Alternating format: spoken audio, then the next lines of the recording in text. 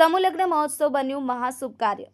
આજરોજ છોટાઉદેપુર જિલ્લાની પાવી જેતપુર તાલુકાની ચુલી સ્વામિનારાયણ મંદિર ખાતે કેબિનેટ આદિજાતિ વિકાસ પ્રાથમિક માધ્યમિક અને પ્રૌઢ શિક્ષણ મંત્રી શ્રી પ્રોફેસર ડોક્ટર કુબેરભાઈ ડિંડોર સાહેબે eco unity tribal progress initiative charitable trust દ્વારા આયોજિત પ્રથમ સમૂહ લગ્નોત્સવના શુભ પ્રસંગે ઉપસ્થિત રહી સૌ નવયુગલોને આશીર્વાદ પાઠવ્યા।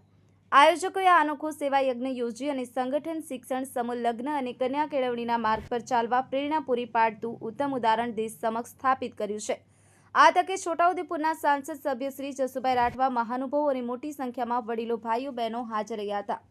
બ્યુરો રિપોર્ટ, યુવા પડકાર ન્યૂઝ, પંચમહાલ।